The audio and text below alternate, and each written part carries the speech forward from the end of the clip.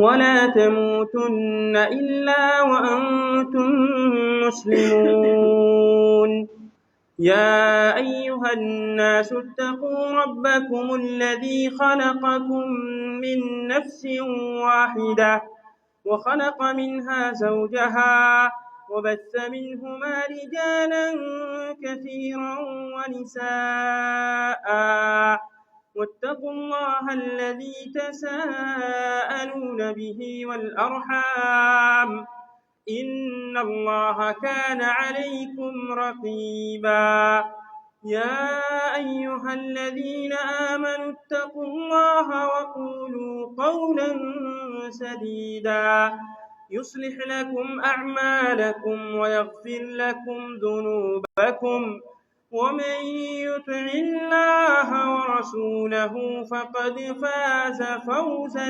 عظيما أما بعد فإن خير الحديث كتاب الله وخير الهدي هدي محمد صلى الله عليه وسلم وشر الأمور محدثاتها وكل محدثة بدعة وكل بدعة ضلالة وكل ضلالة في النار أما بعد فقد أرشد الباري في محكم تنزيله أعوذ بالله من الشيطان الرجيم بسم الله الرحمن الرحيم يا أيها المدثر قم فأنذر وربك فكبر وثيابك فطهر والرجز فاهجر ولا تمنن تستكثر ولربك فاصبر رب اشرح لي صدري ويسر لي أمري واحلل عقدة من لساني يفقه قولي رب زدني علما اللهم علمنا ما ينفعنا وزدنا علما وعملا صالحا متقبلا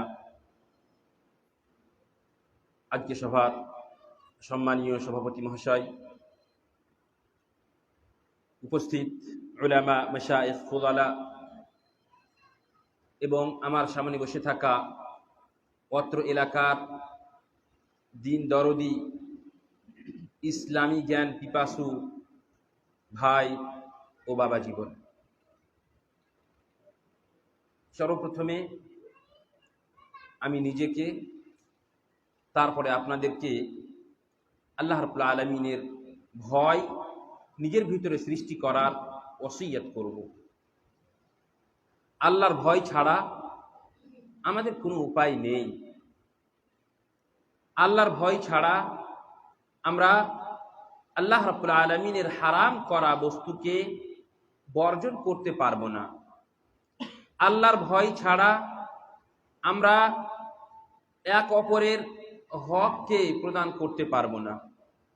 আল্লাহর ভয় ছাড়া আমরা ইহকাল ও পরকাল কোনো জায়গাতেই সফল হতে পারবো না।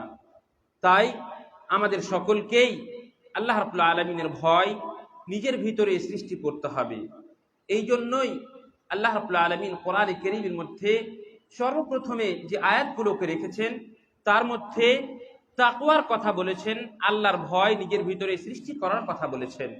তাই আপনারা প্রথমেই যদি পড়েন সূরাতুল বাকারাকে, আল্লাহ রাব্বুল আলামিন বলেছেন বিসমিল্লাহির রহমানির রহিম আলিফ লাম মিম যালিকাল কিতাবু লা রাইবা ফীহি হুদাল লিল মুত্তাকিন।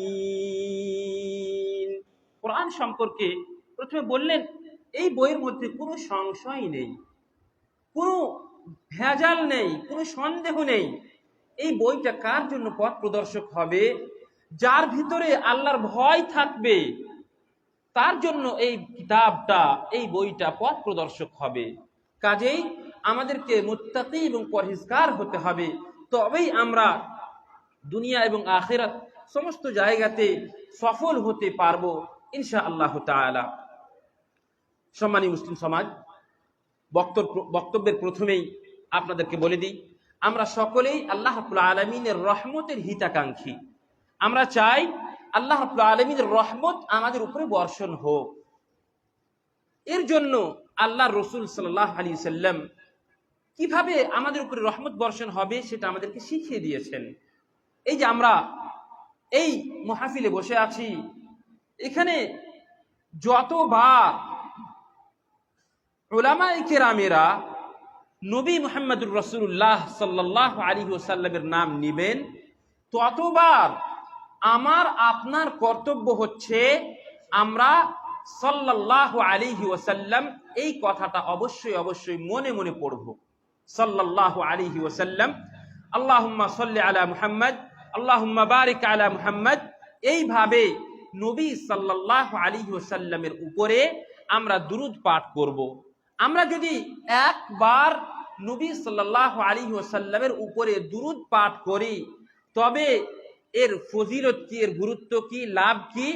নবী করিম সাল্লাল্লাহু আলাইহি ওয়াসাল্লাম বলছেন, মান সাল্লা আলাইয়া মাররাতান সাল্লাল্লাহু আলাইহি বিহা আশরা, কোন মানুষ যদি একবার রাসূলুল্লাহ সাল্লাল্লাহু আলাইহি ওয়াসাল্লামের উপরে দুরূদ পাঠ করে, আল্লাহ রাব্বুল আলামিন তার উপরে 10 বার রহমত বর্ষণ করেন। সুবহানাল্লাহ, কত বড় ফজিলত! আর প্রত্যেকটা কথার মাধ্যমে এখানে নবী সাল্লাল্লাহু আলাইহি ওয়াসাল্লামের উক্তি দিয়ে, নবী সাল্লাল্লাহু আলাইহি ওয়াসাল্লামের হাদিসের মাধ্যমে আপনাদেরকে বলা হচ্ছে। তেমনি ভাবে খুতবার মাধ্যমে পর্যন্ত, এই যে আমরা খুতবা শুনতে আসছি প্রতি জুমআতে, এই খুতবার চলাকালীন আমাদের যারা শ্রোতা আছেন, মুসাল্লি আছেন, তাদের জন্য শুধুমাত্র সাল্লাল্লাহু আলাইহি ওয়াসাল্লাম বলা এটাই বৈধ। এছাড়া অন্য কোনো দোয়া করা বা কাউকে বলা যে এই তুমি কথা কেন বলছো, অথবা এই তুমি খেলছো কেন, এই চুপ করো, এইভাবে কথা বলাও জায়েজ নয়। কোন রকমের কোন ইবাদত করা জায়েজ নয়। শুধুমাত্র ইমাম সাহেব, খতিব সাহেব যখন মুহাম্মদুর রাসূলুল্লাহ সাল্লাল্লাহু আলাইহি ওয়াসাল্লামের নাম নেবেন, তখন আমরা আপনারা সকলেই সাল্লাল্লাহু আলাইহি ওয়াসাল্লাম এই কথাটা অবশ্যই অবশ্যই বলবো। হাদিসের মধ্যে এসেছে, নবী সাল্লাল্লাহু আলাইহি ওয়াসাল্লাম বলছেন, তার থেকে বড় বখিল আর কেউ হতে পারে না, মান যুকিরতু ইনদাহু ফালাম ইউসাল্লি আলাইয়া, আমার নাম, আমার আলোচনা তার সামনে করা হলো আর সে আমার উপরে দুরূদ পাঠ করলে না, তার থেকে বড় বখিল পৃথিবীতে আর কেউ হতে পারে না। কাজেই আমরা যখনই নবী সাল্লাল্লাহু আলাইহি ওয়াসাল্লামের নাম শুনবো, সাথে সাথে মনে মনে সাল্লাল্লাহু আলাইহি ওয়াসাল্লাম অবশ্যই অবশ্যই বলবো ইনশাআল্লাহ তাআলা। আপনারা মাসিক প্রোগ্রাম করতে চলেছেন বা করছেন, আলহামদুলিল্লাহ, এর থেকে বড় রহমত আর কিছু হতে পারে না। দেখেন, আমরা মানুষ, আমরা ভুলে যাই, কিন্তু ওয়াযাক্কির ফাইন্নায যিকরা তানফাউল মুমিনিন, মুমিনদেরকে যদি স্মরণ করিয়ে দেওয়া যায়, তবে আল্লাহ রাব্বুল আলামিনকে সে নতুন করে স্মরণ করে এবং আল্লাহ রাব্বুল আলামিনের হারাম জিনিস থেকে বেঁচে থাকে। তারপরে আল্লাহ রাব্বুল আলামিন অন্য আয়াতে বলছেন, ইন্নামাল মুমিনুনা আল্লাযীনা ইযা যুকিরাল্লাহ ওয়াজিলাত কুলুবুহুম ওয়া ইযা তুলিয়াত আলাইহিম আয়াতুহু যাদাতহুম ঈমানা ওয়া আলা রাব্বিহিম ইয়াতাওয়াক্কালুন। আমরা ভুলে যাই, কিন্তু আমরা হচ্ছে মুমিন, তা সত্ত্বেও আমরা হচ্ছে মুমিন সম্পর্কে আল্লাহ বলছেন যে মুমিন তারাই যাদের সামনে যখন আল্লাহ রাব্বুল আলামিনের আয়াতকে পড়ে শোনানো হয়, ইযা তুলিয়াত আলাইহিম আয়াতুহু যাদাতহুম ঈমানা ওয়াজিলাত কুলুবুহুম, ইন্নামাল মুমিনুনা আল্লাযীনা ইযা যুকিরাল্লাহ ওয়াজিলাত কুলুবুহুম। বলেন তো, আপনি অনুভব করেন নিজেকে যে আল্লাহ রাব্বুল আলামিনের ভয় যখন আপনাকে দেখানো হয়, জাহান্নামের ভয় দেখানো হয়, হারাম থেকে বাঁচার কথা বলা হয়, তখন সেই সময় আপনার হৃদয়টা কি কোমল হয়, আপনার দিলটা, আপনার আত্মাটা কি নরম হয়? আপনি ভাবুন, যদি আল্লাহকে স্মরণ করার সময় আপনার হৃদয় যদি নরম হয়, তবে আপনি বুঝতে পারবেন যে আপনার ভিতরে ঈমান আছে। ওয়াইযা তুলিয়াত আলাইহিম আয়াতুহু যাদাতহুম ঈমানা, এবং আপনাকে যখন কোরআনে কারীমের আয়াত পরিবেশন করে শোনানো হচ্ছে, তখন আপনার ঈমান কি প্রবল হচ্ছে, আপনার ঈমান কি বৃদ্ধি পাচ্ছে কি পাচ্ছে না? আপনি দেখুন, আপনার ঈমান যদি বাড়ে, আপনার ঈমান যদি বৃদ্ধি পায়, তবে আপনি বুঝতে পারবেন যে আপনি হচ্ছেন প্রকৃতভাবে মুমিন। ওয়া আলা রাব্বিহিম ইয়াতাওয়াক্কালুন। এবং আরো একটা বৈশিষ্ট্য মুমিনের এখানে বলা হয়েছে কি, যে তারা আল্লাহ রাব্বুল আলামিনের উপরে ভরসা করবে। তাহলে বোঝা গেল যে এই রকমের প্রোগ্রাম যখন ইনশাআল্লাহ তাআলা। তারপরে আরো একটা কথা আপনাদেরকে আমি বলে দিই, সেটা হচ্ছে কি, আল্লাহ রাব্বুল আলামিন কোরআনে কারীমের মধ্যে বলছেন, জুমাতে আল্লাহ রাব্বুল আলামিনের আয়াত শুনি না? প্রতি শুক্রবারে শুনছি আমরা প্রত্যেকটা বাড়ির বাইরে মহিলাদের সমাগম, আর মহিলারা এই বিড়ি বাঁধছে আর এই হারাম ব্যবসা করছে। এখনই শেখ মুস্তাফিজুর রহমান হাফিজাহুল্লাহ উনি বলছিলেন এগুলো হচ্ছে হারাম কাজ, কিন্তু আমরা যেহেতু আল্লাহ রাব্বুল আলামিনের উপরে আমাদের ভরসা কম, তার জন্য আমরা হারাম পন্থাকে অবলম্বন করেছি। কবি বলছেন যে তারজুন নাজাত ওয়া লাম তাসলুক মাসালিকাহা ফাইন্নাস সাফিনাতা লান তাজরি আলাল ইয়াবাসি। আরবি কবি উনি বলছেন আপনি যদি পরিত্রাণ চান তবে পরিত্রাণের রাস্তাকে আপনাকে অবলম্বন করতে হবে। আপনি একটা নৌকাকে তৈরি করেছেন, আর তৈরি করার পরে যদি মনে করেন যে রাস্তাতে ছেড়ে দিব তো নদী নৌকাটাকে চলবে? কোনো মতেই চলবে না। আপনাকে এই ফারাক্কার ক্যানেলে অথবা নদীতে আপনাকে ওই নৌকাটাকে ছাড়তে হবে, তবেই নৌকাটা চলবে। অনুরূপ আপনি যদি পরিত্রাণ চান, আল্লাহ রাব্বুল আলামিনের কাছে নাজাত পেতে চান, তবে আল্লাহ রাব্বুল আলামিনের কাছে নাজাত পাওয়ার জন্য যে সমস্ত পন্থা রয়েছে, রাস্তা রয়েছে, সেই রাস্তাকে আমাকে আপনাকে অবলম্বন করতে হবে, তবেই আমরা আল্লাহ রাব্বুল আলামিনের কাছে পরিত্রাণ পাবো, নাজাত পাবো এবং দুনিয়া ও আখিরাত সমস্ত জায়গাতে সফল হব ইনশাআল্লাহ তাআলা। তাই আল্লাহ রাব্বুল আলামিন কোরআনে কারীমের মধ্যে বলছেন ওয়ালাউ আন্নাহুম ফাআলু মা ইউআযুনা বিহি লাকানা খায়রান লাহুম ওয়া আশাদ্দা তাসবীতা। আপনাদেরকে যে সমস্ত ওয়াজ করা হচ্ছে, কোরআন এবং হাদিসের আলোচনা শোনানো হচ্ছে, যদি আপনারা এগুলোর উপরে আমল করতেন তবে আপনাদের জন্য ভালো হতো। অন্যথা এক কান দিয়ে শুনে আর এক কান দিয়ে যদি আমরা বের করে দিই তবে আমাদের কল্যাণ হবে না। কাজে আমরা চেষ্টা করব যে সমস্ত কথা আজকের মাহফিলে হোক, পরবর্তী মাহফিলে এবং খুতবার মাধ্যমে হোক, উলামা মাশায়েখের কাছ থেকে মূল্যবান আলোচনা আমরা শ্রবণ করব, শুনবো, সেগুলোর উপরে আমাদেরকে আমল করার চেষ্টা করতে হবে, তবেই আমরা নিজের জীবনকে পরিবর্তন করতে পারবো, অন্যথা সম্ভব হবে না। এবার আসেন আমরা আজকে একটা বিশাল গুরুত্বপূর্ণ বিষয় নিয়ে আলোচনা করব ইনশাআল্লাহ তাআলা। এত গুরুত্বপূর্ণ বিষয় যে আল্লাহ রাব্বুল আলামিন নবী করিম সাল্লাল্লাহু আলাইহি ওয়াসাল্লামের উপরে যে সমস্ত আয়াত প্রথমে অবতীর্ণ করেছিলেন তার মধ্যে একটা বিষয় হচ্ছে পবিত্রতা অর্জন করা। আমরা সকলেই জানি যে পড়াশোনার সম্পর্কে আল্লাহ রাব্বুল আলামিন সর্বপ্রথম ওহী গারে হেরাতে নবী সাল্লাল্লাহু আলাইহি ওয়াসাল্লামের উপরে অবতীর্ণ করেছিলেন, সেটা ছিল ইকরা বিসমি রাব্বিকাল্লাযী খালাক। আর তারপরে সর্বপ্রথম ওহী এর পরে যে সূরাটা অবতীর্ণ হয়েছে সেটা কি সূরা ছিল? সূরাতুল মুদ্দাসসির, যেখানে আল্লাহর রাসূল সাল্লাল্লাহু আলাইহি ওয়াসাল্লাম কম্বল গায়ে দিয়ে বাড়িতে শুয়েছিলেন আর ওহী অবতীর্ণ হচ্ছে নবী সাল্লাল্লাহু আলাইহি ওয়াসাল্লামের উপরে। ওহীতে কি বলা হচ্ছে? ইয়া আইয়ুহাল মুদ্দাসসির কুম ফাআনযির ওয়া রাব্বাকা ফাকাব্বির ওয়া সিয়াবাকা ফাতাহহির ওয়ার রুজসা ফাহজুর ওয়া লা তামনুন তাস্তাকসির ওয়া লিরাব্বিকা ফাসবির। এই আয়াতগুলো আল্লাহ রাব্বুল আলামিন নবী সাল্লাল্লাহু আলাইহি ওয়াসাল্লামের উপরে অবতীর্ণ করছেন। কি সম্পর্কে এগুলো আয়াত? পবিত্রতা সম্পর্কে এই সমস্ত আয়াত রয়েছে। দেখেন, পবিত্রতা, এই তাহারাত, পাকিজগি যেটা আমরা বলছি, পবিত্রতার মানে শুধু এটা নয় যে আপনি উযু করে নিলেন তো এই উযু করাটাই শুধুমাত্র পবিত্রতা, এটাই শুধু পবিত্রতা নয়। পবিত্রতার মানে হচ্ছে আপনার আকীদাকেও আপনাকে পবিত্র করতে হবে শিরক থেকে, বিদআত থেকে, খুরাফাত থেকে। এটাও একটা পবিত্রতা। আপনার ঈমানকে, আপনার আকীদাকে শিরক থেকে, বিদআত থেকে, খুরাফাত থেকে পবিত্র করা, এটাও হচ্ছে একটা পবিত্রতা, এটাও হচ্ছে একটা তাহারাত। এবং এই তাহারাতের সম্পর্কেই আল্লাহ রাব্বুল আলামিন সর্বপ্রথমে নবী সাল্লাল্লাহু আলাইহি ওয়াসাল্লামের উপরে আয়াত অবতীর্ণ করেছিলেন। তেমনি ভাবে আপনি আপনার পোশাককে পবিত্র রাখবেন। আপনি যে পোশাকটা পরে আছেন, সেটা পাঞ্জাবি হোক, টি শার্ট হোক, শার্ট হোক, গেঞ্জি হোক, লুঙ্গি হোক, জুব্বা হোক, যে পোশাকটা আপনি পরে আছেন সেই পোশাকটাকে পরিষ্কার রাখা, এটাও একটা পবিত্রতা। তেমনি ভাবে আপনার শরীরকে আপনার মাথা থেকে নিয়ে পা পর্যন্ত প্রত্যেকটা অঙ্গ প্রত্যঙ্গকে পরিষ্কার পরিচ্ছন্ন রাখা, এটাও হচ্ছে পবিত্রতার একটা দিক। কাজেই আমাদের মুমিন, আমরা হচ্ছে মুমিন, মুমিনকে সমস্ত কিছু পবিত্র রাখতে হবে। এবার আসুন আমরা আল্লাহ রাব্বুল আলামিন কোরআনে কারীমে এই পবিত্রতা সম্পর্কে কি কি বলেছেন সেই সম্পর্কে আমরা একটু শুনি।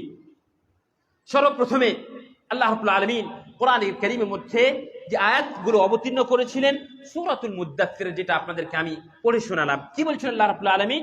ইয়া আইয়ুহাল মুদ্দাথির। মুদ্দাথির মানে হচ্ছে যে চাদর পরিধান করে থাকে, তাকে মুদ্দাথির বলা হয়।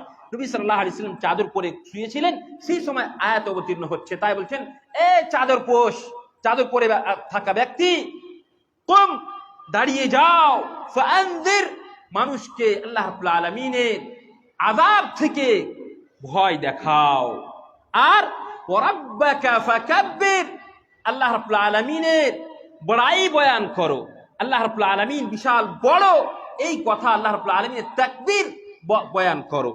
ওয়া সিয়াবাকা ফাতাহহির, এবং নিজের পরিধানকে, নিজের পোশাককে পবিত্র রাখো। দেখছেন, ইসলামের মধ্যে সর্বপ্রথম একটা মুমিন কোনোদিনই অপবিত্র হয়ে থাকতে পারে না। একটা মুমিন কোনোদিনই অপবিত্র হয়ে থাকতে পারে না। তাই আল্লাহ রাব্বুল আলামিন সর্বপ্রথম আয়াতগুলোর মধ্যেই বলছেন ওয়া সিয়াবাকা ফাতাহহির, হে নবী আপনি আপনার পোশাককে পরিষ্কার পরিচ্ছন্ন রাখেন। ওয়ার রুজসা ফাহজুর, এবং বুতের ইবাদতকে আপনি, প্রতিমার ইবাদতকে আপনি ছেড়ে দেন। মানে শিরক থেকে, বিদআত থেকে, খুরাফাত থেকে আপনি নিজেকে পবিত্র করেন। তাহলে একটা হচ্ছে জাহিরি পবিত্রতা, আর একটা হচ্ছে বাতিনি পবিত্রতা। মানে প্রকাশ্য এবং অপ্রকাশ্য দুটোই পবিত্রতার কথা আল্লাহ রাব্বুল আলামিন এখানে বললেন। প্রকাশ্য পবিত্রতা মানে হচ্ছে কি? মানে হচ্ছে আপনি আপনার পোশাককে, আপনার লেবাসকে, যে শার্টটা পরে আছেন, যে লুঙ্গি পরে আছেন, সেটা আপনার পরিষ্কার পরিচ্ছন্ন হবে। অপ্রকাশ্য পবিত্রতা এর মানে কি? আপনার ঈমান, আপনার আকীদা, এটাকে আপনাকে শিরক থেকে পবিত্র করতে হবে। কাজেই শুধুমাত্র জাহিরি প্রকাশ্য পবিত্রতাটাই মানে যে শুধু ওটাই যে করতে হবে, প্রকাশ্য যেটা পবিত্রতা আছে সেটাই শুধু করতে হবে, আর অপ্রকাশ্য পবিত্রতা আমাদেরকে নিতে হবে না, তবে কিন্তু কাজ চলবে না। কাজেই আল্লাহ রাব্বুল আলামিন এই আয়াতের মাধ্যমে নবী সাল্লাল্লাহু আলাইহি সাল্লামকে সমস্ত প্রকার পবিত্রতার কথা আল্লাহ রাব্বুল আলামিন নবী সাল্লাল্লাহু আলাইহি সাল্লামকে বললেন। এবার দেখেন একটা হাদিসে নবী করিম সাল্লাল্লাহু আলাইহি সাল্লাম বলছেন, ইন্নাল্লাহ তাআলা ইযা আনআমা আলা আবদিন আহাব্বা আন ইউরা আসারু নিআমিহি আলাইহি। আপনাকে আল্লাহ রাব্বুল আলামিন টাকা পয়সা দিয়েছেন, ধনী বানিয়েছেন, আপনাকে টাকা পয়সা দিয়েছেন, আপনি মালদার ধনী মানুষ, আর আপনি যদি ছিঁড়া ফাটা জামা পরে ঘুরে বেড়ান, এটা কিন্তু আপনার জন্য শোভনীয় নয়। আপনাকে আল্লাহ তাআলা টাকা পয়সা দিয়েছেন, তো আল্লাহ তাআলা পছন্দ করেন যে ব্যক্তিকে আল্লাহ রাব্বুল আলামিন টাকা পয়সা দিয়েছেন, নিয়ামত প্রদান করেছেন, অনুগ্রহ করেছেন, যার উপরে আল্লাহ তাআলা পছন্দ করেন যে সেই নিয়ামতটা, সেই অনুগ্রহটা তার শরীরের উপরে প্রকাশ পাবে, দেখতে পাবে, এটা আল্লাহ রাব্বুল আলামিন পছন্দ করেন। কাজেই আপনাকে সুন্দর পোশাক পরা, এটা হচ্ছে আপনার জন্য কর্তব্য। টাকা পয়সা যদি আপনার কাছে থাকে, আপনি ছিঁড়া ফাটা মনে করবেন যে না, আমি টাকা পয়সা হলো তো কি হলো, আমি গরিব মানুষের মতো ঘুরে বেড়াবো, এটা কিন্তু জুহুদের কথা নয়, এটা তাকওয়ার কথা নয়। আল্লাহ তাআলা আপনাকে টাকা পয়সা দিয়েছেন, আপনি ভালো পোশাক পরেন, আল্লাহ তাআলা দেখতে চান তার নিয়ামতটা আপনার উপরে। কিন্তু হ্যাঁ, খবরদার আপনার ভিতরে যেন রিয়াকারি না চলে আসে, আপনার ভিতরে মানুষকে দেখানোর জন্য ফখর, কিবর, গুরুর, অহংকার, এই জিনিসটা যেন খবরদার আপনার ভিতরে না আসে। অহংকার করা হচ্ছে শিরকের একটা অংশ। এই অহংকারীকে আল্লাহ রাব্বুল আলামিন কখনো পছন্দ করেন না। হাদিসের মধ্যে এসেছে, ফামান নাযাতুহু শাকাকতুহু, যে ব্যক্তি অহংকার করবে আল্লাহ রাব্বুল আলামিন তাকে ফেলে দিবেন। এইভাবে খুব কঠোর ভাবে এসেছে। কাজেই অহংকারকে আল্লাহ রাব্বুল আলামিন পছন্দ করেন না। এবার আসেন ইসলামে তাহারাতের পবিত্রতার কত গুরুত্ব এই সম্পর্কে আমরা হাদিসের মধ্যে আমরা দেখি। يقول جابر بن عبد الله رضي الله تعالى عنه جابر بن عبد الله رضي الله تعالى عنه الحديث উনি বলছেন আতানা النبي صلى الله عليه وسلم আমি যখন নবী সাল্লাল্লাহু আলাইহি ওয়াসাল্লাম নাম নিব আপনারা অবশ্যই সাল্লাল্লাহু আলাইহি ওয়াসাল্লাম বলবেন। তো আতানা النبي صلى الله عليه وسلم فراى رجلا متفرقا شعره একটা মানুষকে নবী সাল্লাল্লাহু আলাইহি ওয়াসাল্লাম দেখলেন যে তার চুলগুলো অত্যন্ত এলোমেলো হয়েছিল, চুলগুলো এলোমেলো হয়েছিল। فقال নবী সাল্লাল্লাহু আলাইহি ওয়াসাল্লাম বলেই ফেললেন আমা ইয়াজিদু হাদা মা ইউসাক্কিনু বিহি শারাহু, এই লোকটার কাছে কি চিরুনি নেই যে লোকটা চিরুনি দিয়ে নিজের চুলগুলোকে ঠিক করবে এবং যদি খুব বড় হয়ে আছে তো সেগুলোকে কেটে বরাবর করবে, সুন্দর করবে? এটা কি নেই? তাহলে বোঝা গেল কি নবী করিম সাল্লাল্লাহু আলাইহি সাল্লাম আমাদের সকলের জন্য সর্বক্ষেত্রে সর্বজীবনে রহমত। কাজে নবী সাল্লাল্লাহু আলাইহি সাল্লাম চাইতেন যে মুসলমানেরা সুন্দর হয়ে ঘোরাফেরা করবে, এই জিনিসটা চাইতেন। অত্যন্ত দুঃখের বিষয় আজকালকে রাস্তাঘাটে যখন চলাফেরা করি তো সালাম দিব কি দিব না ভাবতে হচ্ছে। কেন? যে মুসলিমদের পরিচয় আমাদের ভিতরে নেই। আমি যে সালাম দিব বুঝতে পারছি না যে যাকে আমি সালাম দিচ্ছি সে মুসলিম না অমুসলিম। কি করে আমি বুঝতে পারবো? অমুসলিম যদি হয় তাহলে তো হাদিসের মধ্যে এসেছে যে ইযা লাকিতুমুল মুশরিকিনা ফালা তাবদাউহুম বিসসালাম, মুশরিকিনদের সঙ্গে যদি তোমাদের সাক্ষাৎ হয় তো তোমরা প্রথমে আগে বেড়ে সালাম করিও না। তো এই যাকে আমি সালাম করব সে মুসলিম ভাই, আমি তাকে চিনতে পারছি না, তার চেহারাতে দাড়ি নেই, তার চেহারার ভিতরে যে একটা রৌনক, একটা সৌন্দর্য হওয়া দরকার, ইমানি সৌন্দর্য হওয়া দরকার, দেখলেই বুঝতে পারো যে এটা হচ্ছে আমার মুসলিম ভাই, তাকে সালাম দিব, এই কথাটা আমরা বুঝতে পারছি না।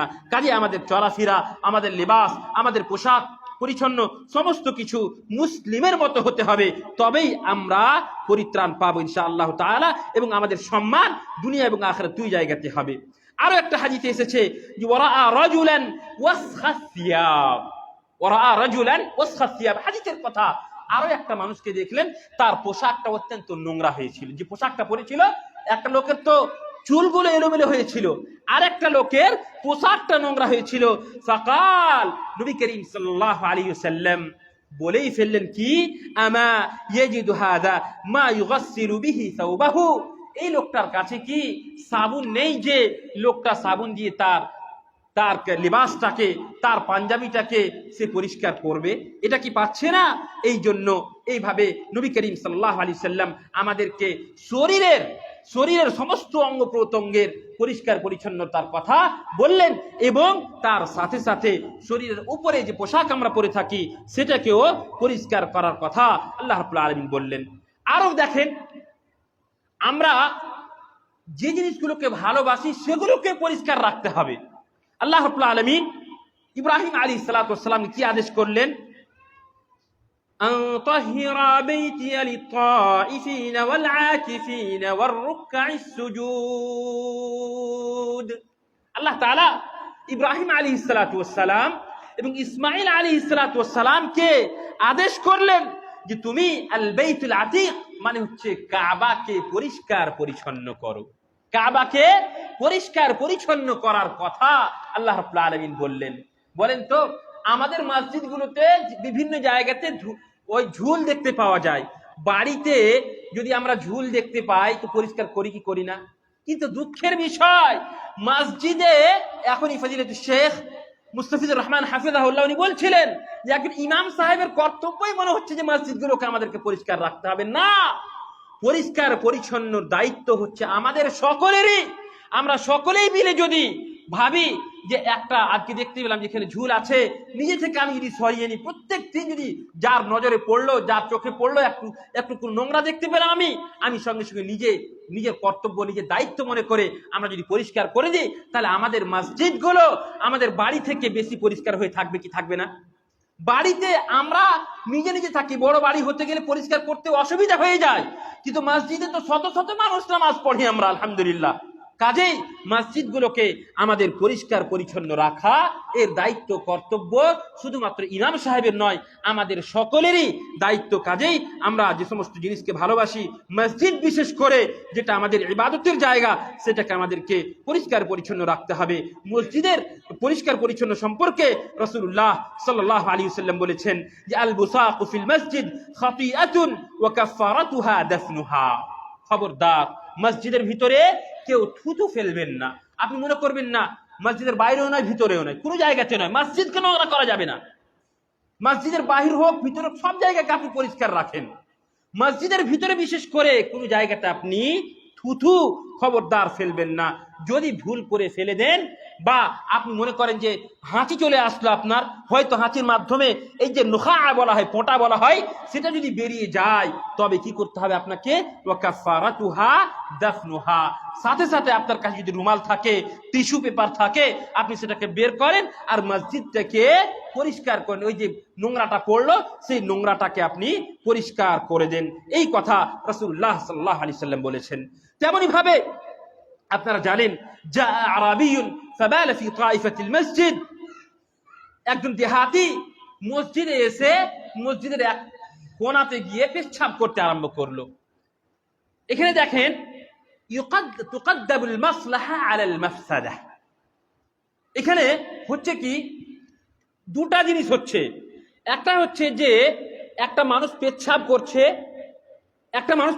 করছে, এটা হচ্ছে একটা ভুল কাজ। আর দ্বিতীয় হচ্ছে কি যে মসজিদটাকে নোংরা করছে। মসজিদটা নোংরা করা এটা একটা ভুল কাজ, আর পেচ্ছাব করাটা মসজিদের ভিতরে একটা ভুল কাজ। এবার বলেন লোকটাকে দেখেন, নবী সাল্লাল্লাহু আলাইহি সাল্লাম কত বড় দয়াশীল ছিলেন মুহাম্মদ নিজের উম্মতের জন্য, যে লোকটাকে যদি পেচ্ছাব করা থেকে মানা করতেন তাহলে হয়তো পেচ্ছাবটা আটকে গিয়ে বিশাল বড় ক্ষতি হয়ে যেত তার জন্য নবী সাল্লাল্লাহু আলাইহি সাল্লাম সাহাবায়ে কেরামকে মানা করলেন যে তোমরা তাকে এখন বকাবকি করিও না, ছেড়ে দাও। আর সে লোকটা যখন পেচ্ছাব করা থেকে শেষ করলো, নবী সাল্লাল্লাহু আলাইহি সাল্লাম সাহাবায়ে কেরামদেরকে বললেন যে তোমরা এক বালতি পানি নিয়ে এসো এবং মসজিদের উপরে সেই পেচ্ছাবের উপরে সেই বালতিটাকে বহিয়ে দাও, তাহলে মসজিদটা পবিত্র হয়ে যাবে। কিন্তু লোকটা যদি অসুস্থ হয়ে যেত তাহলে সেই লোকটার বিশাল বড় ক্ষতি হতো, শারীরিক ক্ষতি হতো। তার জন্য নবী সাল্লাল্লাহু আলাইহি সাল্লাম দেখলেন যে কোনটা বড় ক্ষতি কোনটা, লোকটার শরীরটা না মসজিদটাকে নোংরা করাটা? তো লোকটার শরীরের ক্ষতিটা বেশি বড় ছিল, তার জন্য নবী সাল্লাল্লাহু আলাইহি সাল্লাম বললেন যে ছেড়ে দাও এখন। তো তাহলে বোঝা গেল কি যে তারপরে নবী সাল্লাল্লাহু আলাইহি সাল্লাম কিন্তু লোকটাকে এমনি ছেড়ে দিলেন না, কি বললেন? ইন্না হাযিহিল মাসাজিদ লাম তুবনা লিহাযিহিল কাদির।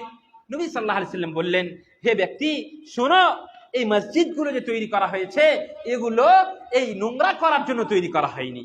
মসজিদগুলোকে নোংরা করার জন্য তৈরি করা হয়নি। ওয়া ইন্নামা বুনিয়াত লিযিকরিল্লাহি ওয়া তিলাওয়াতিল কুরআনি ওয়াস সালাহ। এই মসজিদগুলোকে লিযিকরিল্লাহ, আল্লাহর যিকর আযকার করার জন্য। এই যে আজকে ইজতিমা হচ্ছে, আল্লাহর যিকর আযকার করছি আমরা, এই জন্য তৈরি করা হয়েছে। ওয়া তিলাওয়াতিল কুরআন, কুরআন তিলাওয়াত করার জন্য। ওয়াস সালাহ, এবং নামাজ সালাত প্রতিষ্ঠা করার জন্য এই মসজিদগুলোকে তৈরি করা হয়েছে। তারপরে নবী করিম সাল্লাল্লাহু আলাইহি সাল্লাম পবিত্রতার আরো একটা জিনিস দেখেন, পবিত্রতা, তাহারাত অর্জন করা। এই সম্পর্কে নবী করিম সাল্লাল্লাহু আলাইহি সাল্লাম বলেছেন, লা ইয়াবুলান্না আহাদুকুম ফিল মাইদ দাইম আল্লাযী লা ইয়াজরি সুম্মা ইয়াগতাসিলু ফিহি। পানি আপনার কাছে অল্প পানি আছে কোন জায়গাতে, সেই পানিতে আপনি সেই পানিটা বহে না, এই যে ক্যানেল বইছে মনে করেন বিশাল বড় পানি, এখানে পেচ্ছাব করলেও কোনো অসুবিধা নেই। কিন্তু নবী সাল্লাল্লাহু আলাইহি সাল্লাম বলছেন যে লা ইয়াবুলান্না আহাদুকুম ফিল মাইদ দাইম আল্লাযী লা ইয়াজরি সুম্মা ইয়াগতাসিলু ফিহি। যেই পানিটা দাঁড়িয়ে আছে সেই পানিতে খবরদার তোমরা কেউ পেচ্ছাব করবে না। দাঁড়িয়ে থাকা পানিতে কেউ পেচ্ছাব করবে না। সুম্মা ইয়াগতাসিলু ফিহি, পেচ্ছাব করার পরে আবার সে ওখানে যদি গোসল করে তাহলে সে পবিত্র হবে না। এবং বিশেষ করে নবী সাল্লাল্লাহু আলাইহি সাল্লাম মানা করেছেন, ওয়া নাহা আন ইয়াগতাসিলা বিল মাইদ দাইম ওয়া হুয়া জুনুব। জুনুবি অবস্থায় আপনি অপবিত্র আছেন, স্ত্রীর সঙ্গে মিলামেশা করেছেন, তারপরে গিয়ে আপনি সেই পানিতে, দাঁড়িয়ে থাকা পানিতে আপনি গোসল করছেন, এটা আপনার জন্য ঠিক নয়। এখানে যদি করেন তাহলে আপনার শরীরের ক্ষতি হবে। আরো একটা, পানির যদি রং এবং তার গন্ধ এবং পানির রং, কালার যেটা বলা হয়, এবং গন্ধ যদি পরিবর্তন হয়ে যায় কোনো নাজাসাত পড়ার কারণে, তাহলে সেই পানিটা অপবিত্র হয়ে যায়, বেশি হোক অথবা কম হোক। যদি তার রং, বু এগুলো যদি পরিবর্তন হয়ে যায়, তাহলে স্বাদ, রং, বু এবং স্বাদ, মানে আপনি খাচ্ছেন তো সেটা পানি হয়ে না, শরবতের মতো হয়ে গেছে অথবা নোংরা হয়ে গেছে। তো এই তিনটা বৈশিষ্ট্য যদি পানির পরিবর্তন হয়ে যায়, তাহলে সেই পানিটা পানি থাকে না। সেটা তাহের তো হতে পারে কিন্তু মুতাহের হবে না, মানে অপবিত্র। যদি নাজাসাত পড়ার কারণে পানির রং, বু এবং স্বাদ যদি পরিবর্তন হয়ে যায়, তাহলে সেই পানিটা নোংরা হয়ে যায়, সেই পানিটা আর ব্যবহারের যোগ্য থাকে না। এই জন্য নবী সাল্লাল্লাহু আলাইহি ওয়াসাল্লাম অল্প পানি থাকে তো সেখানে পেচ্ছাব করতে মানা করেছেন, বিশেষ করে জুনুবি অবস্থায় সেখানে গোসল করতে মানা করেছেন। আরো দেখেন নবী সাল্লাল্লাহু আলাইহি ওয়াসাল্লাম আরো মানা করেছেন কি, নবী সাল্লাল্লাহু আলাইহি ওয়াসাল্লাম বলছেন ইত্তাকুল লাইনাইন, দুটো লানাত করা জিনিস থেকে খবরদার তোমরা বেঁচে থাকো। লানাত কাকে বলে জানেন? আত-তারদু মিন রাহমাতিল্লাহ, আল্লাহর রহমত থেকে মানুষকে দূরে সরিয়ে দেওয়া, বঞ্চিত করে দেওয়া, এটাকে লানাত বলা হয়। সাহাবায়ে কিরামরা বললেন, ক্বালু ওয়া মাল লাইনান ইয়া রাসূলুল্লাহ, লানাত করা কি জিনিস আছে আল্লাহর রাসূল? নবী সাল্লাল্লাহু আলাইহি ওয়াসাল্লাম বললেন, আল্লাযী ইয়াতাখাল্লা ফি তারিকিন নাস আও ফি যিল্লিহিম। দেখেন, রাস্তাঘাটে, আমরা যখন রাস্তাঘাটে চলাফেরা করি, অনেক সময় দেখা যায় যে ছেলে পিলেরা পায়খানা পেচ্ছাব করে রাখে কি রাখে না, পায়খানা করে রাখে কি রাখে না। শুনেন, এটা কিন্তু আল্লাহ রাসূল সাল্লাল্লাহু আলাইহি ওয়াসাল্লাম মানা করেছেন। বলেন তো, আপনার ছেলেটা আপনার বাড়ির সামনে রাস্তাতে পায়খানা করে রেখেছে, তো সেখান দিয়ে যদি একটা মানুষ যায়, তো মানুষটা কষ্ট পাবে কি পাবে না? সেই লোকটাকে আপনার জন্য দোয়া করবে না বদদুয়া দিবে? অবশ্যই দোয়া করবে না আপনার জন্য, বদদুয়াই করবে। এই জন্য লানাত করবে। এই জন্য আল্লাহ রাসূল সাল্লাল্লাহু আলাইহি ওয়াসাল্লাম মানা করেছেন যে খবরদার কোন মানুষ রাস্তাঘাটে, রাস্তাতে, মানুষের চলাফেরার জায়গাতে, রাস্তাতে কেউ পায়খানা করবে না, পেচ্ছাব করবে না, দুর্গন্ধ আসতে পারে। তেমনি ভাবে আও ফি যিল্লিহিম, মানে একটা হয়তো ছায়াদার গাছ আছে, সেই গাছের তলাতে মানুষেরা আরাম করছে। রাস্তাঘাটে অনেক সময় হয় না, দেখবেন যে হাঁটতে হাঁটতে আপনাদের হয়তো চাষাবাদ করতে গিয়ে কোনো জায়গাতে যদি গাছ থাকে, তো অনেক সময় খাসতে গেলেন, ক্লান্ত হয়ে গেলেন, তো ওই গাছের তলে গিয়ে আরাম করেন কি করেন না? তো সেই জায়গাতে খবরদার কেউ যেন পায়খানা পেচ্ছাব না করে। যদি কেউ করে তাহলে আল্লাহর পক্ষ থেকে তার উপরে লানাত হবে। কাজে খবরদার রাস্তাতে এবং ছায়াদার গাছ যার নিচে মানুষ আরাম করে, সেখানে যেন কেউ পায়খানা না করে। এবং পবিত্রতা অর্জন করা, তাহারাতের কত গুরুত্ব ইসলামের ভিতরে, নবী করিম সাল্লাল্লাহু আলাইহি ওয়াসাল্লাম বলছেন, আল ঈমানু বিদ'উ ওয়া সাব'উনা শু'বাতান আ'লাহা কাওলু লা ইলাহা ইল্লাল্লাহ ওয়া আদনাহা ইমাতাতুল আযা আনিত তারিক ওয়াল হায়াউ শু'বাতুম মিনাল ঈমান। সুবহানাল্লাহ, কত বড় কথা! নবী সাল্লাল্লাহু আলাইহি ওয়াসাল্লাম বলছেন ঈমানের 70টা থেকেও বেশি শাখা প্রশাখা আছে। ঈমানের 70টা থেকে বেশি শাখা প্রশাখা আছে। তার মধ্যে সব থেকে উত্তম শাখা হচ্ছে কাউলু লা ইলাহা ইল্লাল্লাহ, লা ইলাহা ইল্লাল্লাহ বলা, বেশি বেশি করে আল্লাহর যিকর আযকার করা, লা ইলাহা ইল্লাল্লাহ বলা, এটা হচ্ছে সব থেকে উত্তম কাজ, উত্তম ঈমান। এবং আদনাহা, এর নিম্ন স্তর হচ্ছে কি, ইমাতাতুল আযা আনিত তারিক। রাস্তাতে মনে করেন আপনি চলাচল করছেন, দেখলেন একটা বাঁশের হয়তো কমচি লটকে আছে আপনার উপরে, আপনি সেটাকে সরিয়ে দেন। রাস্তায় হয়তো কিছু এমন জিনিস পড়ে আছে, কলার ছিলকা পড়ে আছে, মনে করেন কলার ছিলকা পড়ে থাকে না, কলার ছিলকায় যদি কোনো মানুষের পা পড়ে, পিছলে পড়ে গেলে হয়তো ক্ষতি হতে পারে কি পারে না? তো রাস্তাতে যদি কোনো এমন জিনিস পড়ে থাকে যেটা মানুষ চলাচল করলে ক্ষতি হবে, সেটাকে আপনি উঠিয়ে ফেলে দেন। এটাও হচ্ছে ঈমানের একটা অংশ। আর নবী সাল্লাল্লাহু আলাইহি ওয়াসাল্লাম বলছেন, ওয়াল হায়াউ শু'বাতুম মিনাল ঈমান, এবং শরম করা, লজ্জা করা ঈমানের অন্যতম একটা অংশ। কাজে আমাদেরকে শরম এবং হায়া নিজের ভিতরে অবশ্যই অবশ্যই নিয়ে আসতে হবে। তারপরে রাসূলুল্লাহ সাল্লাল্লাহু আলাইহি ওয়াসাল্লাম, দেখেন আমরা মুসলমান, অনেক সময় আপনারা হয়তো দেখে হবেন, লক্ষ্য করে হবেন যে কোনো যুবককে যদি আপনি বলেন যে ভাই চলো তো মসজিদে চলো নামাজ পড়তে, তো কি বলে যে আমার পোশাকটা, আমার জামাটা পরিষ্কার নেই। বলে কি বলে না যে আমি পরিষ্কার নেই, এখন যাব না। এই কথা বলে থাকে। পরিষ্কার নেই মানে কি? মানে হচ্ছে যে পেচ্ছাপ করে পানি নেয়নি, সে পেচ্ছাপ করে দাঁড়িয়ে দাঁড়িয়ে, প্যান্ট খুলে পেচ্ছাপ করে নিয়েছে দাঁড়িয়ে দাঁড়িয়ে, আর সে চলে এসেছে, তার জন্য বলছে যে আমি পরিষ্কার নেই। শুনেন, যারা পেচ্ছাপ করার পরে পবিত্রতা অর্জন করে না, তাদের কত ভয়াবহ আযাব। আল্লাহ রাসূল সাল্লাল্লাহু আলাইহি ওয়াসাল্লামের হাদিস বলছেন, جاء في حديث ابن عباس رضي الله عنهما مر النبي صلى الله عليه وسلم بقبرين فقال নবী করিম সাল্লাল্লাহু আলাইহি ওয়াসাল্লাম, আপনারা বলেন সাল্লাল্লাহু আলাইহি ওয়াসাল্লাম মনে মনে, এখন থেকে অভ্যস্ত হন, মনে মনে বলেন। নবী সাল্লাল্লাহু আলাইহি ওয়াসাল্লাম দুটো কবরের পাশ দিয়ে পার হলেন। إنهما فقال إنهما ليعذبان وما يعذبان في كبير أما أحدهما فكان لا يستنزه من البول وأما الآخر فكان يمشي بالنميمة। নবী সাল্লাল্লাহু আলাইহি ওয়াসাল্লাম দুটো কবরের পাশ দিয়ে পার হলেন, তো বলছেন যে শোনো, ইন্নাহুমা লা ইউআযাবান, এই দুটো কবরকে আযাব দেওয়া হচ্ছে। দুঃখের বিষয়, আজকালকে আমাদের যদি সমাজের কোন মানুষ মরে যায়, তো কবরস্থানে দেখবেন যে ওই বইয়ের, যাকে বলা হয় বইয়ের গাছের ডাল কেটে আপনারা কবরে লাগিয়ে দেন। কেন? যে ওই কবর ডালটা যতদিন পর্যন্ত না শুকাবে ততদিন পর্যন্ত আযাব লোকটাকে কম হবে। মনে হচ্ছে যেন আপনারা আগে থেকেই জানেন যে লোকটাকে আযাব হবে। এই কথা কে বললে আপনাকে? এখানে এই যে নবী সাল্লাল্লাহু আলাইহি ওয়াসাল্লাম এখানে বললেন ইন্নাহুমা লা ইউআযাবান, এই দুটো মানুষকে কবরের ভিতরে আযাব দেওয়া হচ্ছে। এই কথা যে নবী সাল্লাল্লাহু আলাইহি ওয়াসাল্লাম বললেন, কিভাবে বললেন? নিজে থেকে বললেন না, সেই সময় আল্লাহ রাব্বুল আলামিনের পক্ষ থেকে ওহীর মাধ্যমে নবী সাল্লাল্লাহু আলাইহি ওয়াসাল্লামকে বলা হয়েছিল যে এই দুটো লোককে কবরের ভিতরে আযাব দেওয়া হচ্ছে। তার জন্য নবী সাল্লাল্লাহু আলাইহি ওয়াসাল্লাম বলেছিলেন। অন্যথা নবী সাল্লাল্লাহু আলাইহি সাল্লাম আলিমুল গায়ব, গায়বের কথা জানতেন না। বুঝতে পারছেন আপনারা? তাহলে আপনারা, আমাদের যদি এই আকীদা হয় যে এই কবরের আযাবটা কম হবে যদি বরের গাছের টহনিকে, ডালিকে, ডানাকে কেটে যদি লাগিয়ে দিই তাহলে আযাব কম হবে, এই আকীদা যদি আমাদের থাকে, তাহলে এই আকীদা হচ্ছে বিভ্রান্ত আকীদা, ভুল আকীদা। খবরদার এই মনে করে আপনারা কেউ কোনো ডালকে, কোনো কাঁচা ডালকে কবরের উপরে দিবেন না, এটা বিভ্রান্ত আকীদা।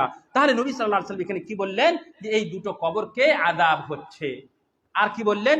ওয়ামা ইউআযাবানি ফি কাবীর, এমন কোনো বড় বিষয় নয় যে এরা খুব বড় গুনাহ করেছে তার জন্য এদেরকে আযাব হচ্ছে। খুব বড় গুনাহ করেছে তেমন কোনো ব্যাপার না। কি ছিল? দুটো, আম্মা আহাদুহুমা ফাকানা লা ইস্তানজিহু মিনাল বাউল, এদের মধ্যে একজন ছিল যে পেচ্ছাব করার সময় সে নিজের কাপড়কে, নিজের পোশাককে, নিজের শরীরকে বাঁচাতো না। তার পেচ্ছাব তার জামাতে লেগে যেত, তার শরীরে লেগে যেত, এ থেকে সে নিজেকে বাঁচাতো না। তাহলে বোঝা গেল কি? যুবকেরা, আপনারা যারা মনে করছেন যে আমি পেচ্ছাব করে পানি নিনি তার জন্য নামাজে যাব না, কেন আপনি পেচ্ছাব করে পানি নেন না? কেন আপনি পবিত্রতা অর্জন করেন না? আপনাকে জানা দরকার যে পেচ্ছাব করে যদি পানি না নেন তবে আল্লাহ রাসূল সাল্লাল্লাহু আলাইহি ওয়াসাল্লামের এই হাদিস অনুযায়ী আপনাকে কবরের ভিতরেই আযাব দেওয়া হবে। সুবহানাল্লাহ, নাসআলুল্লাহাল আফিয়া ওয়াস সালামা। আমরা সকলেই আল্লাহ রাব্বুল আলামিনের কাছে দোয়া করি, আল্লাহ রাব্বুল আলামিন আমাদের সকলকেই কবরের আযাব থেকে বাঁচিয়ে রাখুন, আমিন। দ্বিতীয় ব্যক্তি কি ছিল? ওয়াম্মাল আখার ফাকানা ইয়ামশি বিন-নামিমা।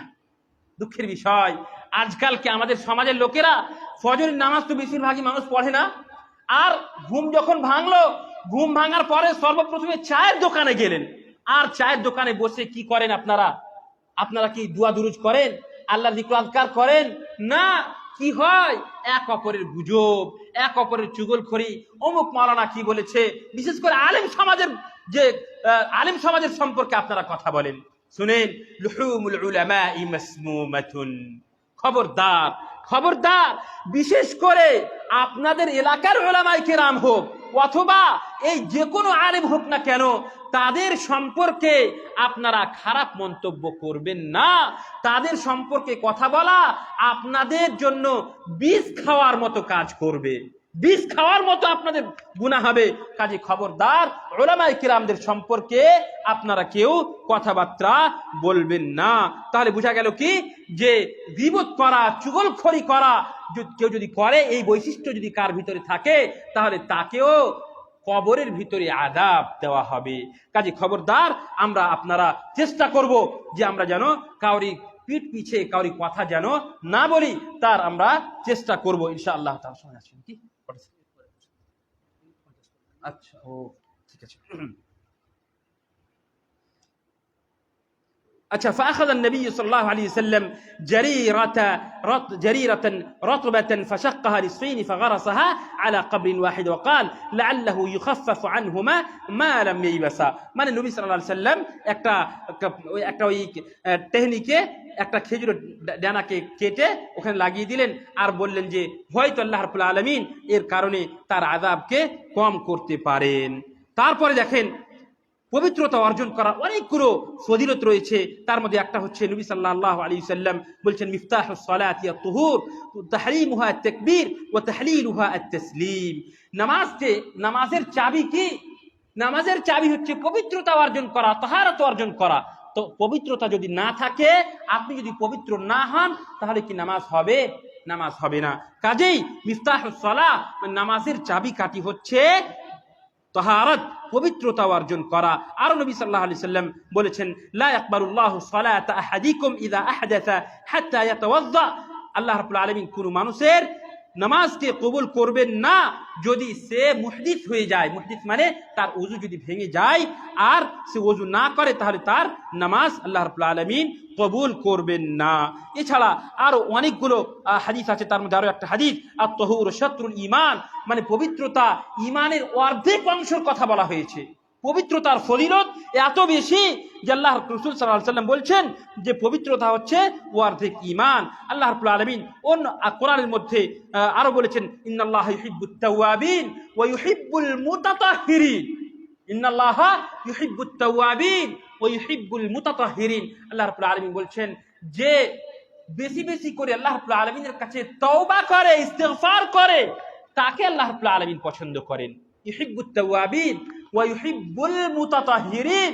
এবং তার সাথে সাথে যে বেশি বেশি করে পবিত্রতা অর্জন করে, পাকি অর্জন করে, তাকে আল্লাহ রাব্বুল আলামিন পছন্দ করেন। কিন্তু খবরদার, খবরদার, এটা মনে করবেন না বেশি বেশি করে পবিত্রতা অর্জন করার মানে এটা নয় যে আপনি ওযু করার সময় এই নল খুলে দিয়েছেন, ট্যাপ খুলে দিয়েছেন আর পানি বহে চলে যাচ্ছে আর আপনি গল্প করছেন আর ওযু করতে আছেন। না, এটাকে ইসরাফ বলা হয়।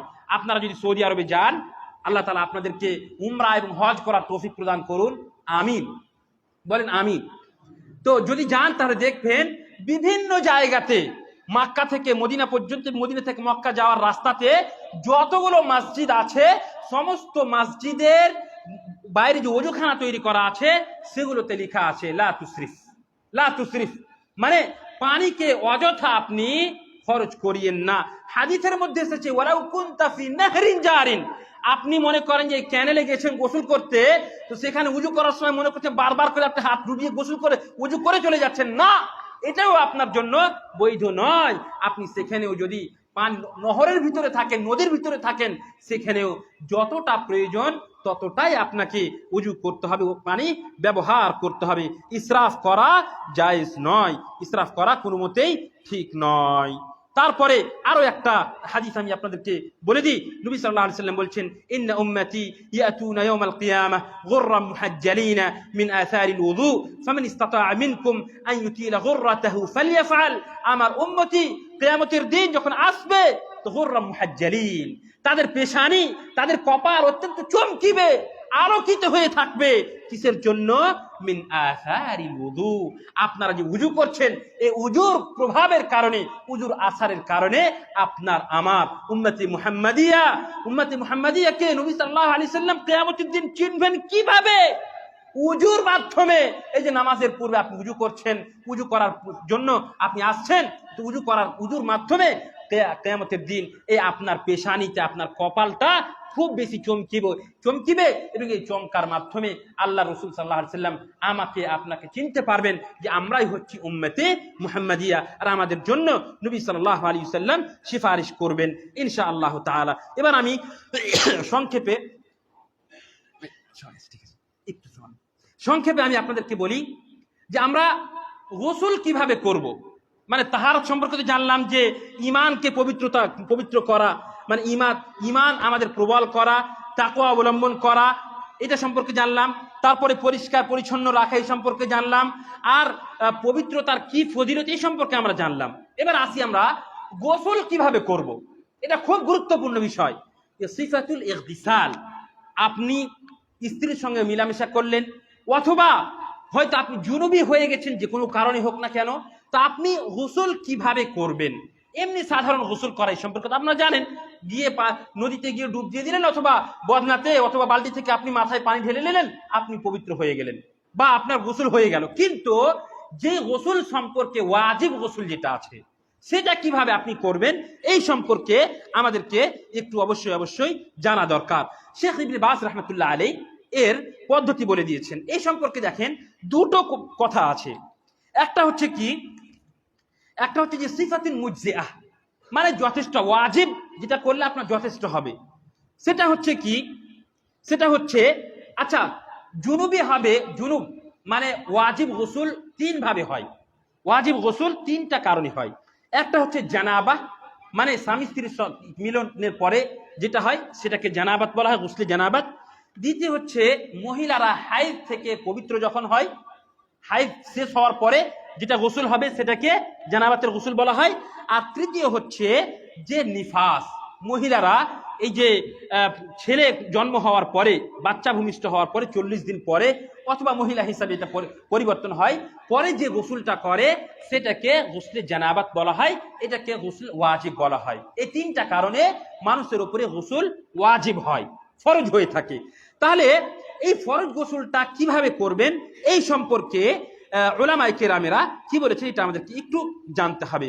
তো সর্বপ্রথমে হচ্ছে যেটা যথেষ্ট হবে সেটা হচ্ছে যে ইয়াউম সুম্মা আইয়ানজিয়া তাহারাতা মিন হাদাসিহি। এক নম্বর হচ্ছে আপনাকে নিয়ত করতে হবে।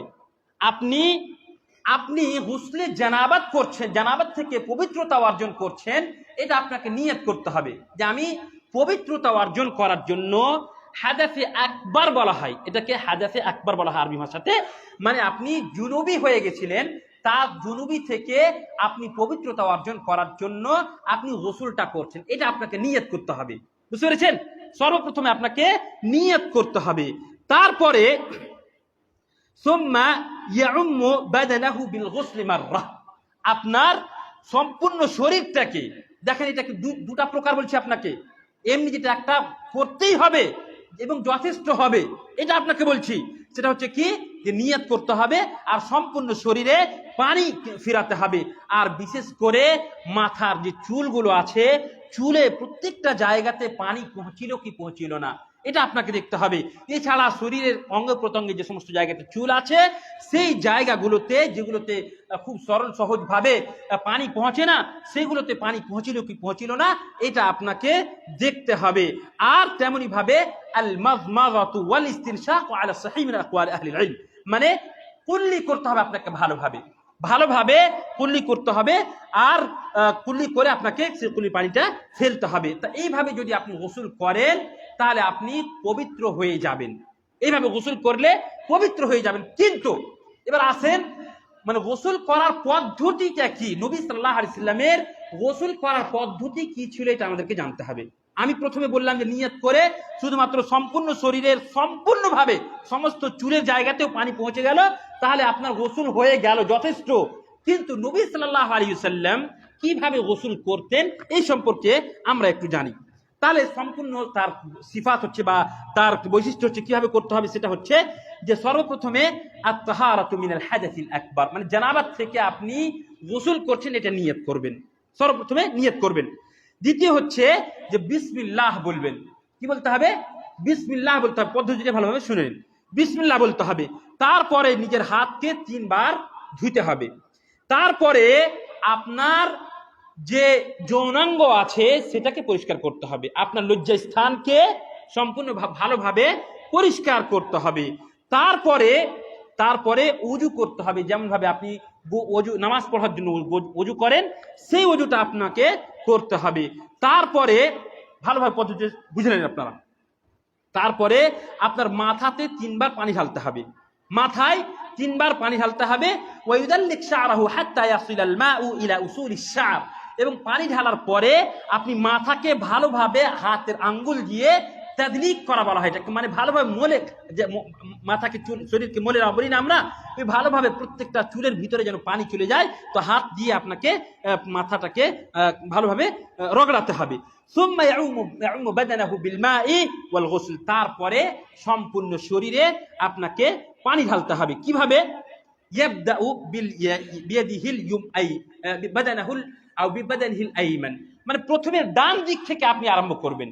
আপনি গোসল যখন করবেন কিনা, প্রথমে যেগুলো কথা বলা হলো, তারপরে আপনি পানিতে যে শরীরে ঢালবেন, তো প্রথমে ডান দিকে ঢালবেন, তারপরে বাম দিকে ঢালবেন, তারপরে সারা শরীরে ঢালবেন, আর সম্পূর্ণ শরীরকে হাত দিয়ে বুলিয়ে দিবেন, যেন কোনো জায়গাতে এমন না হয় যে পানি পৌঁছেনি, পানি পৌঁছবে না, এরকম কোনো জায়গা যেন শরীরের ভিতরে না থাকে। এইভাবে গোসল করাটা হচ্ছে সুন্নাত, এবং নবী সাল্লাল্লাহু আলাইহি সাল্লাম এইভাবে গোসল করতেন। হাদিসের ভিতরে আয়েশা রাদিয়াল্লাহু তাআলা আনহা এবং মাইমুনা রাদিয়াল্লাহু তাআলা আনহা থেকে গোসল করা, গোসলে জানাবাতের পদ্ধতি এইভাবে হাদিসের ভিতরে এসেছে। আবার আপনাদেরকে আমি এটা বলে দিই যে কিভাবে করতে হবে। তো 1 নম্বর হচ্ছে যে নিয়াত করবেন আপনি, যে আমি জানাবাত থেকে গোসল করছি, এই নিয়াতটা আপনি করবেন। তারপরে বিসমিল্লাহ বলবেন, 3 বার হাত ধুবেন। তারপরে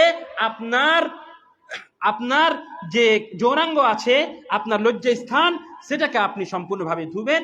তারপরে ওযু করবেন, তারপরে নিজের মাথাতে 3 বার পানি ঢালবেন, আর মাথাটাকে সম্পূর্ণভাবে হাত দিয়ে বুলিয়ে দিবেন। তারপরে ডান দিকে পানি ঢালবেন, তারপরে বাম দিকে পানি ঢালবেন, তারপরে সম্পূর্ণ মাথাতে মাথা থেকে সারা শরীরে পানি ঢালবেন, আর সমস্ত শরীরে নিজের হাতকে বুলিয়ে দিবেন। এইভাবে গোসলে জানাবাত আপনার পরিপূর্ণ হবে ইনশাআল্লাহ তাআলা।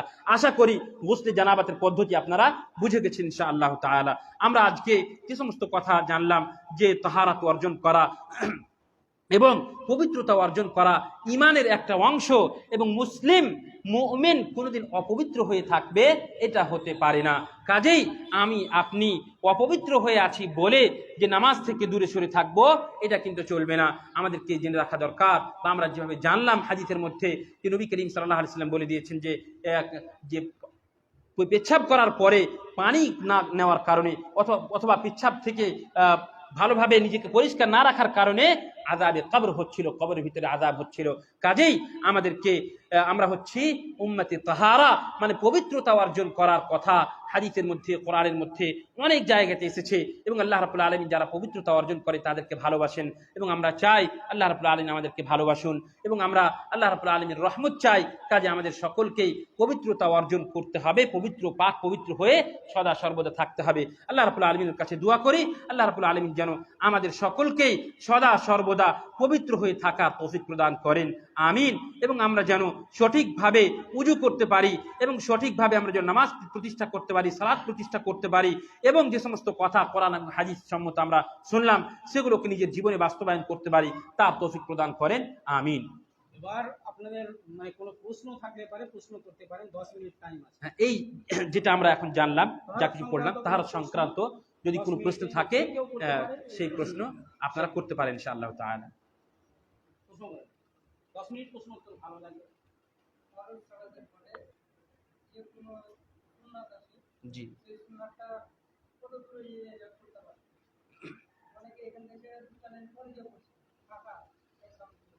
মানে উনি জিজ্ঞেস করছেন যে সূত্রা সম্পর্কে, উনি জিজ্ঞেস করছেন আর কি, সূত্রা সম্পর্কে জানতে চাইছেন।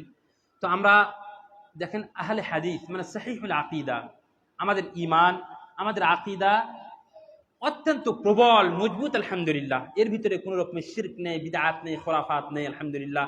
এবং আমরা সদা সর্বদা চেষ্টা করি কোরআন এবং সহিহ হাদিসকে নিজের জীবনে বাস্তবায়ন করার। তো আমরা এই সূত্রা সম্পর্কে অনেক কথা উলামায়ে কিরামদের মধ্যে রয়েছে। সূত্রাকে অনেক উলামায়ে কিরামরা ওয়াজিবও বলেছেন। কাজেই আমরা চেষ্টা করব যে ফরজ নামাজের পরে হোক অথবা আগে হোক, যে কোনো সময় নামাজ যখন আমরা পড়বো, সালাত আদায় করব, ফরজ নামাজ হোক অথবা নফল নামাজ হোক, সুন্নাত নামাজ হোক, যে কোনো নামাজ হোক, সেই সময় আমাদের সামনে যেন সূত্রা থাকে, কোনো বস্তু থাকে, এর আমরা অবশ্যই অবশ্যই চেষ্টা করবো। এটা করবেন না যে এর সামনে ফাঁকা আছে আর আপনি পিছনেই আপনি নামাজ পড়তে আরম্ভ করে দিয়েছেন, এই কাজ করবেন না। সামনে এসে আপনারা নামাজ পড়ার চেষ্টা করবেন।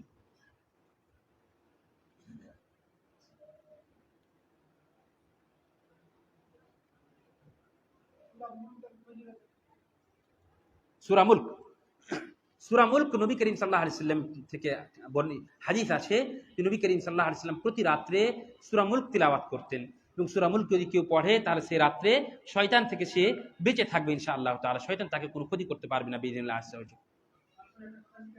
বলেন।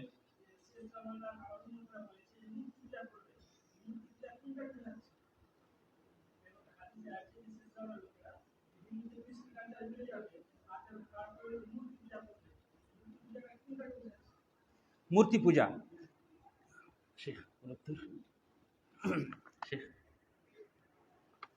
দেখেন শেষে এখন আমরা যেই যুগে বসবাস করছি, যেই জামানাতে, যেই সময়ে আমরা অবতরণ করছি, এই সময়ে যে সমস্ত ফিতনা এবং ফাসাদ হচ্ছে, এগুলো সমস্ত কিন্তু কিয়ামতের একটা নিদর্শন, বিশাল বড় কিয়ামতের নিদর্শন। অত্যন্ত দুঃখের বিষয় আমাদেরকে বলতে হয়, দুঃখের সাথে বলতে হয় যে আমাদের মুসলিম সমাজের মধ্যে অমুসলিমদের কৃষ্টি কালচার ঢুকে গেছে। দুঃখের বিষয় এটা। আপনি দেখবেন হাদিসের মধ্যে এসেছে নবী সাল্লাল্লাহু আলাইহি সাল্লাম, একজন সাহাবী নবী সাল্লাল্লাহু আলাইহি সাল্লামের কাছে আসলেন, এসে জিজ্ঞেস করছেন, ইয়া রাসূলুল্লাহ মাতা সাআহ, আল্লাহ রাসূল কিয়ামত কখন হবে? বুঝতে পারছেন কত বড় প্রশ্ন, কিয়ামত কখন হবে? নবী সাল্লাল্লাহু আলাইহি সাল্লাম কি বলছেন, মাযা আ'দাদতা লাহা। হে সাহাবী, তুমি যে জিজ্ঞেস করছো যে কিয়ামত কখন হবে, তো কিয়ামতের জন্য তুমি কি প্রস্তুত করে রেখেছো?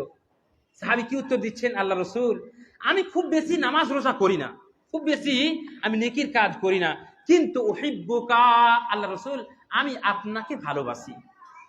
নবী সাল্লাল্লাহু আলাইহি সাল্লাম কি বললেন, আনতা মা'a মান আহবাবতা, তুমি যাকে ভালোবাসো তার সঙ্গে কিয়ামতের দিন তুমি থাকবে।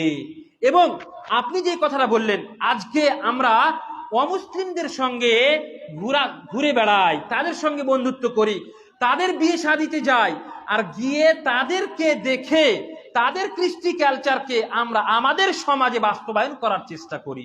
তারা বিয়ে শাদিতে যেভাবে ফিতনা ফাসাদ করে, যেভাবে উলঙ্গ হয়ে ঘুরে বেড়ায়, যেভাবে তারা চলাফেরা করে, গান বাজনা বাজায়, দুঃখের বিষয় আমাদের সমাজেও এগুলো হয়ে চলেছে।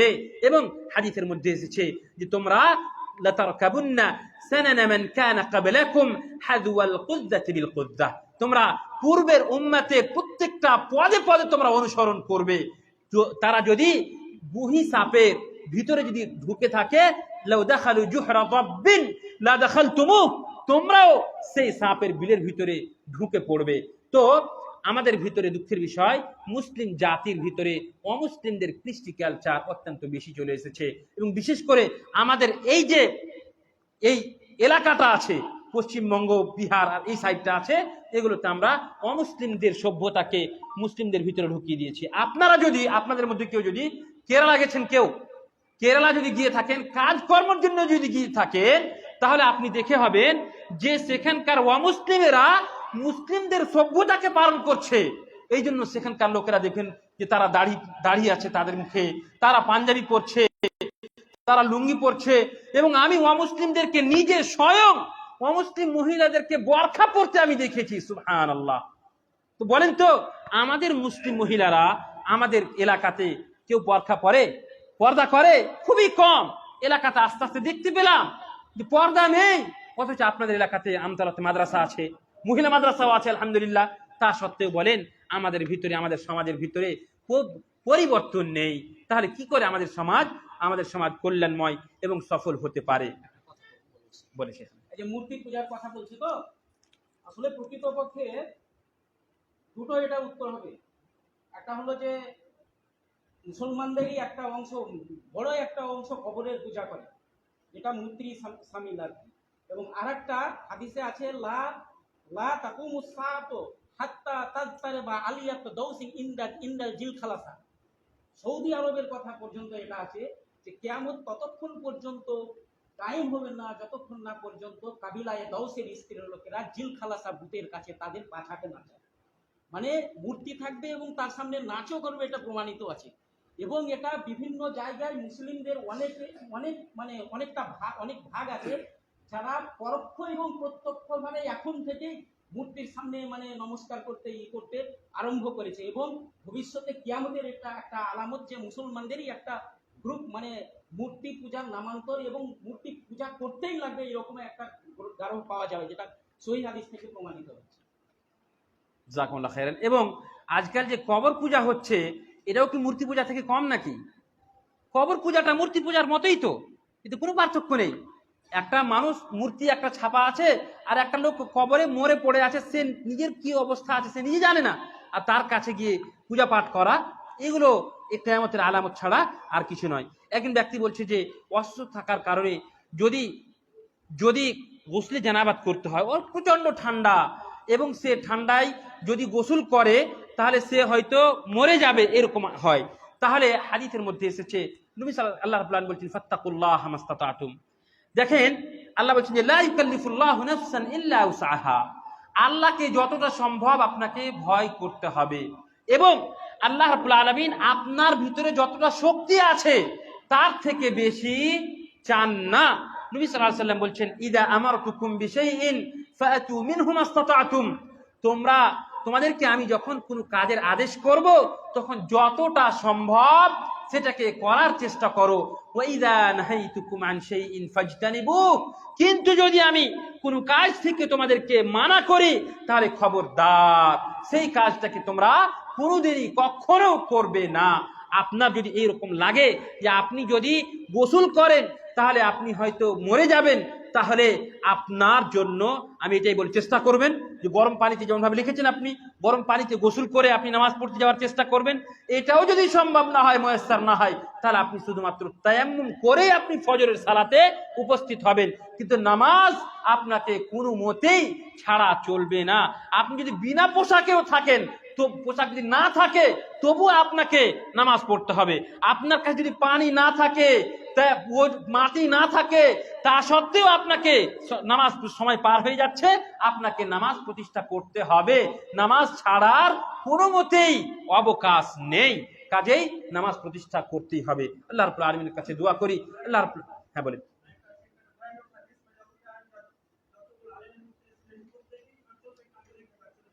কিসে দাঁড়িয়ে তুমি পরিষ্কার করে বলো।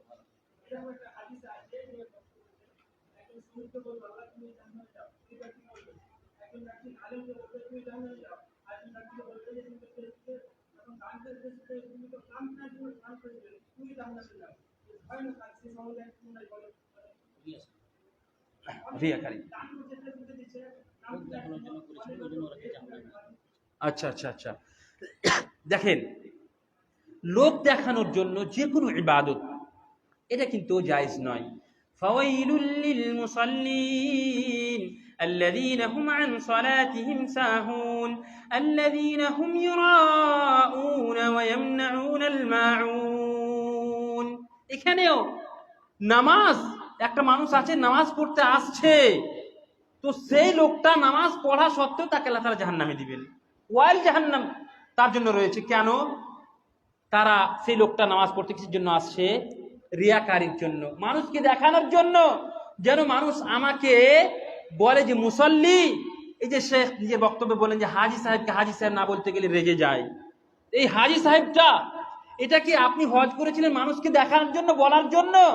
না, রিয়াকারি, মানুষকে দেখানো, এটা কোনো মতেই আল্লাহ রাব্বুল আলামিনের কাছে গ্রহণযোগ্য নয়, ইখলাসের বিরোধী কাজ এটা। এমনকি হাদিসের মধ্যে এসেছে যে আপনি যখন হাত্তা লা তা'লামা শিমালুহু মা তুনফিকু ইয়ামিনুহু, আপনি যখন দান করবেন, তো দান করার সময় আপনার ডান হাত কি খরচ করলে, কি দান করলে আপনার বাম হাতও যেন জানতে না পারে, এইভাবে বলা হয়েছে।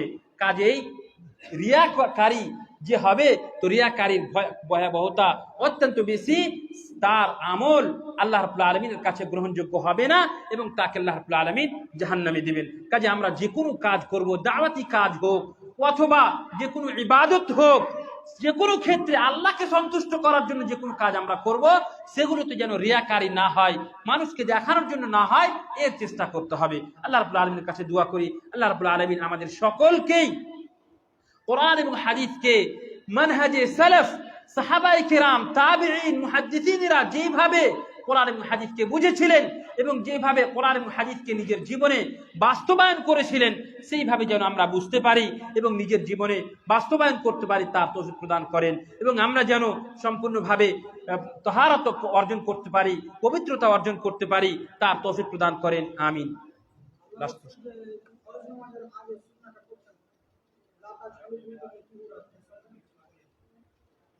আচ্ছা, ভাই বলছেন যে দেখেন, ফরজ নামাজ মসজিদে এসেই পড়তে হবে এবং নফল নামাজ যেগুলো আছে, সুন্নাত নামাজগুলো যেগুলো আছে, বাড়িতে পড়া হচ্ছে উত্তম। এই জন্য নবী সাল্লাল্লাহু আলাইহি ওয়াসাল্লাম বলেছেন যে লা তাজআলু বুয়ুতাকুম মাকাবিরা, তোমরা নিজের বাড়িকে কবরস্থান বানিয়ে দিও না। কিভাবে? কবরস্থানে নামাজ পড়া জায়েজ নয়, কবরস্থানে নামাজ পড়া জায়েজ নয়, কাজে আপনি বাড়িতে নামাজকে না পড়ে কবরস্থান বানিয়ে দিয়েন না। এই জন্যে বাড়িতে নামাজ পড়া এর ফজিলত অত্যন্ত বেশি। নফল নামাজ এবং সুন্নাত নামাজগুলো বাড়িতে পড়া বেশি উত্তম, আপনারা চেষ্টা করবেন। এবং দেখেন হাদিসের মধ্যে এসেছে নবী সাল্লাল্লাহু আলাইহি সাল্লাম বলছেন যে আহাব্বুল আমাল ইলাল্লাহ মা দুওয়িমা আলাইহি ওয়া ইন কাল, আল্লাহ রাব্বুল আলামিনের কাছে সব থেকে পছন্দনীয় আমল হচ্ছে সেটাই যেটার উপরে মানুষ সব সময় করবে। মনে করেন যে আপনি বললেন যে আমি প্রত্যেক দিন 5 টাকা করে, প্রত্যেক দিন 5 টাকা করে আমি ফকিরকে দান করব, প্রত্যেক দিন আপনার এই আমলটা আছে, এই আমলটা আল্লাহ রাব্বুল আলামিনের কাছে অত্যন্ত পছন্দনীয়। তেমনই ভাবে মনে করেন আপনি মনে মনে ভাবলেন যে প্রত্যেক দিন আমি রাত্রে 2 রাকাত নামাজ পড়বো, প্রত্যেকদিন রাত্রে আমি বাড়িতে 2 রাকাত নামাজ পড়বো। আপনি নামাজ পড়ছেন, এই যে মাত্র 2 রাকাত নফল নামাজ, এই নামাজটা আল্লাহ রাব্বুল আলামিনের কাছে অত্যন্ত পছন্দনীয়। আল্লাহ রাব্বুল আলামিনের কাছে দোয়া করি আল্লাহ রাব্বুল আলামিন আমাদের সকলকেই তার সন্তুষ্ট লাভ করার জন্য তার ইবাদত করার তৌফিক প্রদান করেন। আমিন। ওয়া আখির আল্লাহ রাব্বুল আলামিন আমাদের সকলকে নেক জীবন প্রদান করেন এবং দুনিয়া ওয়া আখিরাতের সমস্ত সফলতা প্রদান করেন। আমিন। আমরা যেন আমাদের দিলের ভিতরে নামাজের ভালোবাসা ঢুকিয়ে দিন। আমিন। আমরা যেন 5 ওয়াক্তের নামাজ মসজিদে এসে প্রতিষ্ঠা করতে পারি, তার তৌফিক প্রদান করেন। আমিন। ওয়া আখিরু দাওয়ানা আনিল হামদুলিল্লাহি রাব্বিল আলামিন ওয়া সাল্লাল্লাহু আলা নাবিয়িনা মুহাম্মদ ওয়াসসালামু আলাইকুম ওয়া রাহমাতুল্লাহি ওয়া বারাকাতুহু।